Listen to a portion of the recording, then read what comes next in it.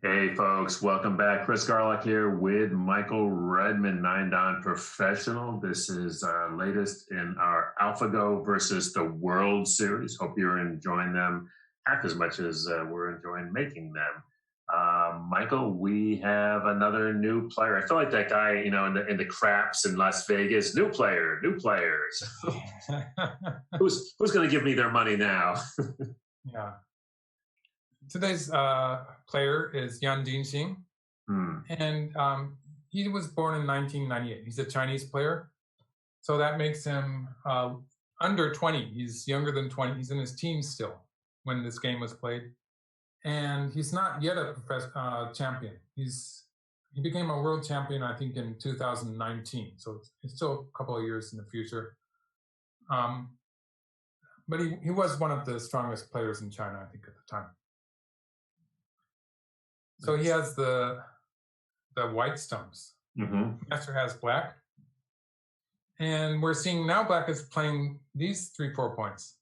So Master is really showing us some variety here, in which it started out by playing a star point and a 3-4 point, and it played the Shusaku 3-4 points. Now it's playing the 3-4 points facing each other.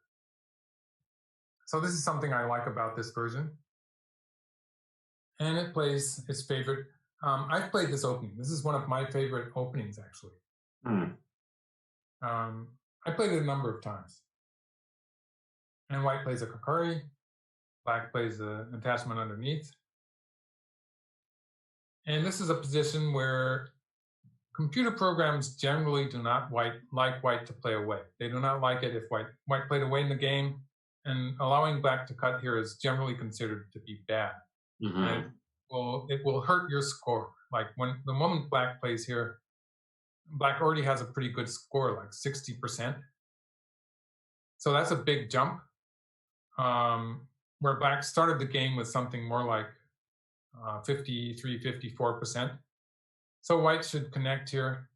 And I think that people can consider this is pretty much a good rule to follow, because connecting here will make the rest of the game a lot easier for people to play, and it also will give you a much better score, which is probably a good thing. Like, although I don't think people have to be imitating computers all the time, I think this is an example of a case where you probably will do a lot better if you play the suggested move.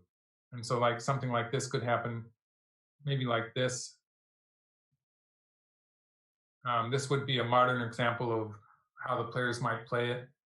I probably got a bit carried away doing the variation here. I was sort of wowed by the way white played those ladder breaking moves in the upper left. Right. That was sort of funny.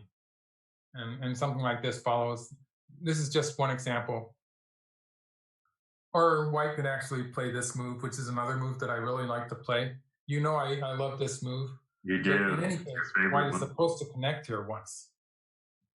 Whatever white does, white is supposed. So white could continue with the Joseki, or white could continue with this move and maybe something like this. And it doesn't matter. Either way, white should connect once. And I think I agree with that, and I think it would work well for most players of any strength to follow that as a kind of a rule. When black cuts here, black does have this huge jump in percent, like 60% is pretty big already. So that's pretty bad.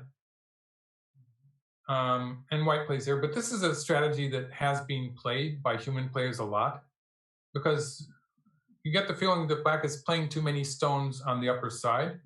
It's just the fact that there are all fairly effective moves. So like the computer program was suggesting white do something like this. This is just really, I would still want to play an extension on the side like this. And so the idea that to play here and all this stuff, it's going to be pretty difficult for me. Like this was the variation that was shown. And I can see how it's sort of working for white, but I would never think of playing this way in an actual game. So sort of amazed. This is a strategy that has been played by human players, giving black that nice position in the upper right corner, but black did have 3 extra stones there. We're just looking at this local shape, and we take away these 2 white stones, and maybe these two black stones. You can see black has played a corner enclosure plus one more move. So black has played 3 moves in that locality. Arguably, black has played too many moves there. But the fact that those white stones are pretty much wasted now. Computer programs really lower your score when you've played moves that are mochikomi, as they call it in Japanese. They're wasted moves inside your opponent's territory. And so those 2 white stones are increasing black's territory and making it more solid, and they're just bad. And so the penalty in the computer system, the penalty for that is pretty severe. No, it's a very important concept because we talked about this, I think, in the last game. There's sometimes you can make a move that maybe it's not that effective, but it doesn't really cost you that much. But moves like this, where you just, and one of the things I do like about playing with the AI is that you can see right away, because it can be hard to tell just looking, like, why is that move not cost you that much and this move costs you so much? When you play with the AIs a bunch and you just see, you'll do that and you'll see your percentage just drop like a stone. Yeah. You wind up having convincing, right? It is very convincing. Even if you don't completely understand it, it's just the significant drop in percentage is pretty convincing. Yes. And, just humans were aware of the fact that these 2 white stones are sort of wasted and they're bad locally. But we had the idea that white controlling a large area in the lower half of the board was making up for that. Right. And we didn't realize how bad that actually was. It was just our overall judgment does not agree with that the computers are giving us. Right. And this final move that white has played, this is actually looking at a weak point in black's corner, the 3-3 attachment. And there's various weak points. Also, sometimes white can start with D17. Actually, white has a number of moves here, local moves that can work towards that corner. And the fact that white has played this extension on the side is going to make that more severe. So white's looking at that weakness that black has in the corner, and the computer programs again say that's not so important. And they're suggesting the other moves that I marked, like A, B, and C, as moves that white should be choosing. And these 3 moves all have fairly good scores compared to what white played in the game. And so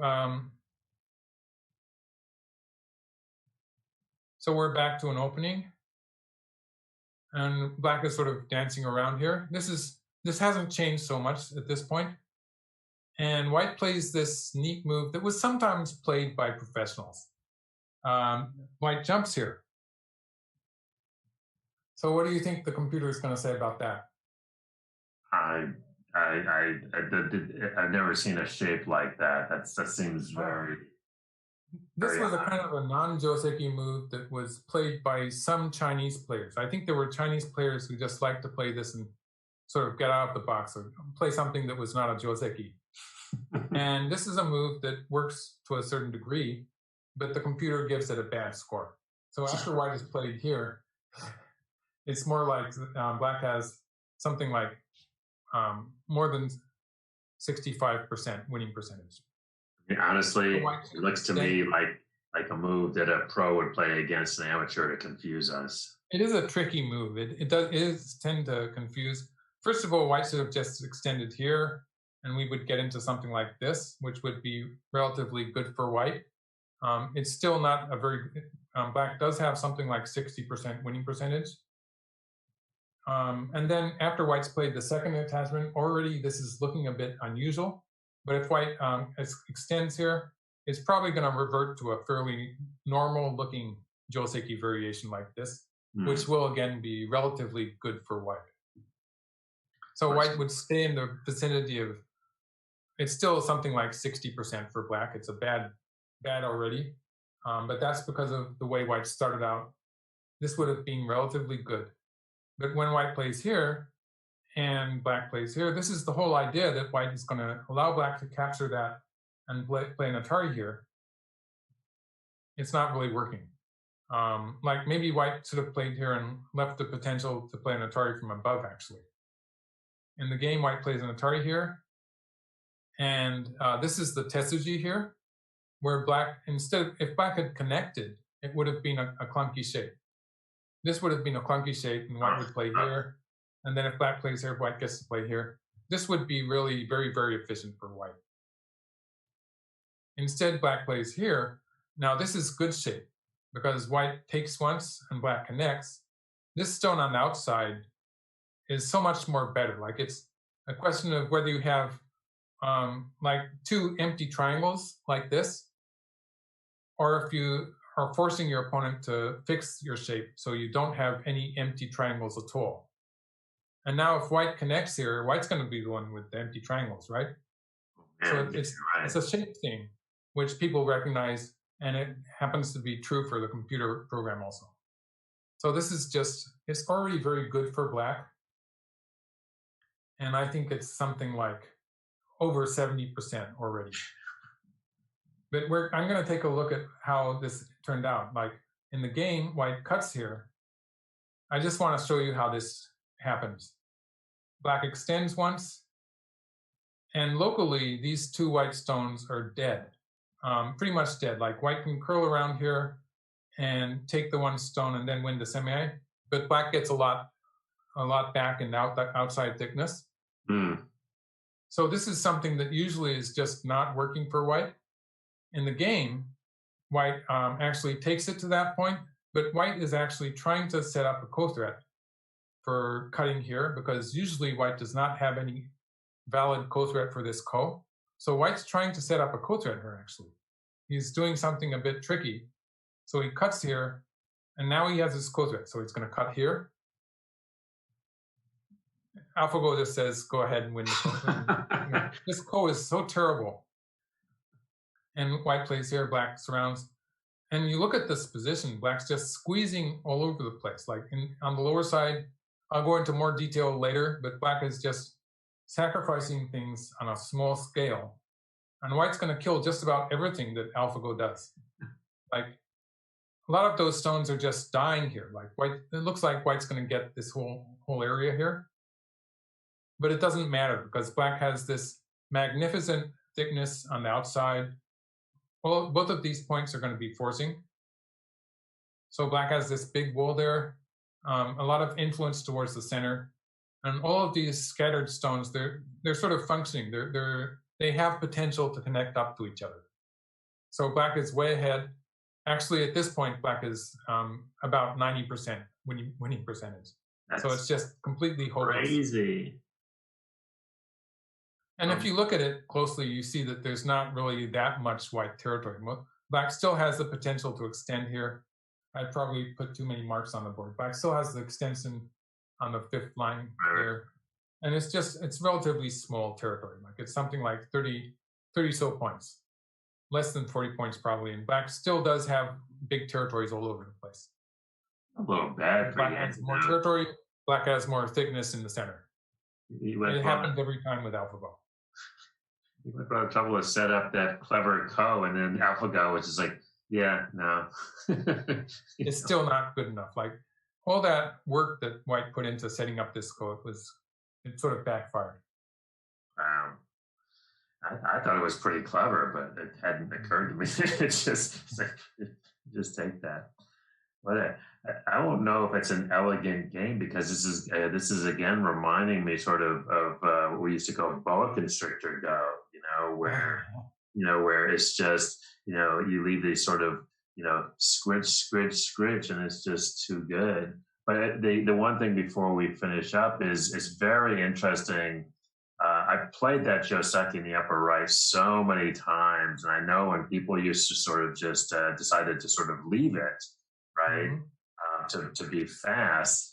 And I always just couldn't, I would just, as soon as they would leave, I would just always want to cut right away again. And, I didn't know anything, but it just felt like it was big. And I couldn't have told you why. And so it's really kind of cool to see that, AlphaGo is just adamant that, you have to finish that. Yes, I think this kind of opening is something that I would do sometimes. I actually like to play this way with white. And for human players, I think it's fairly effective because controlling that large area on the lower half of the board will make it more difficult for black to find the right moves. But of course, AlphaGo did not have that problem. But, it just makes it that much more difficult for black to find the good moves on the lower half of the board. And when human players were playing this kind of opening, it was fairly successful for white too. Oh yeah, It wasn't a bad idea. And it was just because it was hard for black to play when white took control of such a large area of the board. Right. I think that's one thing that AlphaGo has shown us is that a big framework like that is just not as intimidating as it used to be. Right. All right, great stuff. Thank you, Michael. Thanks everybody for watching. We'll see you next game.